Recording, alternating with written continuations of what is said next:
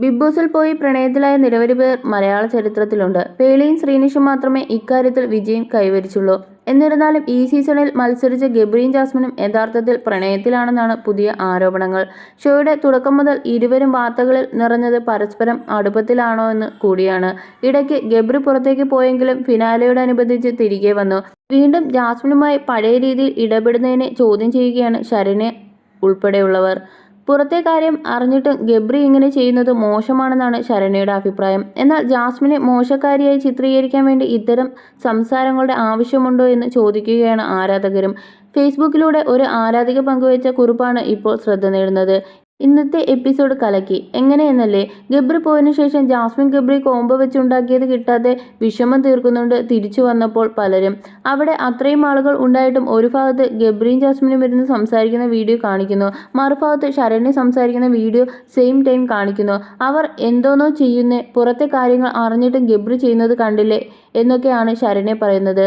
ശരീരം മൊത്തം ഫോട്ടോസ്റ്റാറ്റ് എടുത്ത പോലെയുള്ള ഡ്രസ്സും ഇട്ട് അവിടെ നടന്നപ്പോൾ പറഞ്ഞത് വസ്ത്രം എൻ്റെ അവകാശമാണ് എന്നാണ്.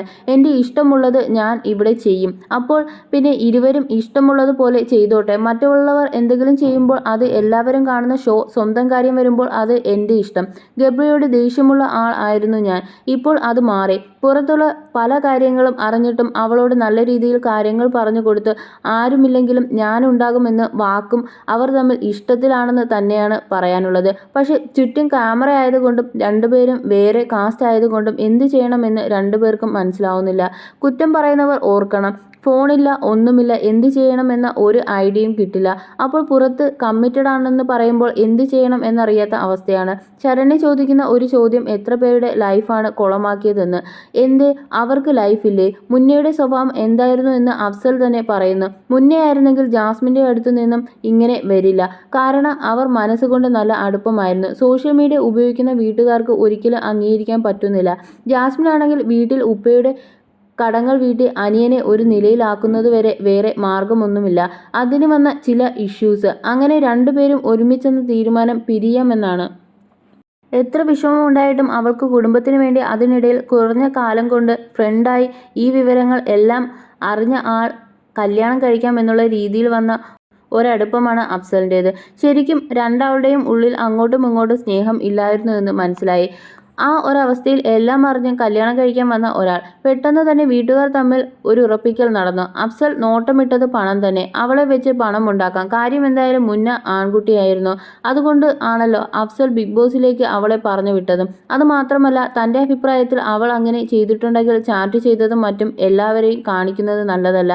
ഇനി ഇതിൻ്റെ താഴെ വന്ന് കമൻറ്റ് ഞാൻ ഫേക്കാണെന്നായിരിക്കും, അല്ലെങ്കിൽ ജാഫർക്ക് ആണോ PR ആണോ എന്നൊക്കെ ഉണ്ടാവും. നിങ്ങൾ എന്ത് പറഞ്ഞാലും കുഴപ്പമില്ല. നിഷ്കളങ്കയായ പെൺകുട്ടിയാണെന്ന് തോന്നി ഉള്ളിലൊരു സ്നേഹം തോന്നിയതാണ്. അവിടെ കല്യാണം കഴിയുന്നതിനു ശേഷം ഡിവോഴ്സ് ആവാതെ തന്നെ വേറെ ആളുമായി സ്നേഹത്തിലായി പിന്നെ അവനെ ഒഴിവാക്കി കല്യാണം കഴിച്ച ആളുകളുണ്ട്. ഇതുകൂടാതെ കെട്ടിയവനെ ഒഴിവാക്കി പല ആണുങ്ങളുടെ കൂടെ ലോകം ചുറ്റുന്ന ആളുകളുണ്ട്. അഭിഷേക് പറയുന്ന ഒരു ക്ലിപ്പുണ്ട്, സോഷ്യൽ മീഡിയ ഉപയോഗിക്കുന്നത് അവർക്ക് ഇഷ്ടമല്ല, അതുകൊണ്ട് ഞാൻ പിരിഞ്ഞു. ഇത് തന്നെയല്ലേ ജാസ്മിനും മുന്ന ഇഷ്യൂ? തെറ്റ് തന്നെയാണ്. എന്നാൽ നിങ്ങൾ നെഗറ്റീവ് ഉണ്ടാക്കുന്ന കഥ കുറച്ച് കൂടുതലാണ്. ഇപ്പോൾ ശരണ്യയുടെ വീഡിയോ കണ്ടപ്പോൾ മനസ്സിലായി ഈ കുറ്റം പറയുന്നവരും ആരാ എന്ന്. നിലത്ത് വീണ ഓംപ്ലേറ്റ് തീറ്റിച്ചു ഇൻസ്യൂട്ടിട്ട് നടക്കുന്ന ഒരാൾ. പുറത്ത് വന്നപ്പോൾ ഉള്ള വീഡിയോ അല്ല, എന്താ ഗമ. കെട്ടിയവനെ കണ്ടപ്പോൾ കോളം തികച്ചു. അപ്പോൾ തന്നെ എന്തും ആവാലോ, അല്ലെങ്കിൽ എന്നോ. ഇതൊക്കെ 10 ചാടിയിരുന്നു. ജാസ്മിൻ നീയാണ് ഇത്തവണ വിജയി 100% എന്നും പറഞ്ഞാണ് ആരാധിക കുറിപ്പ് അവസാനിപ്പിക്കുന്നത്.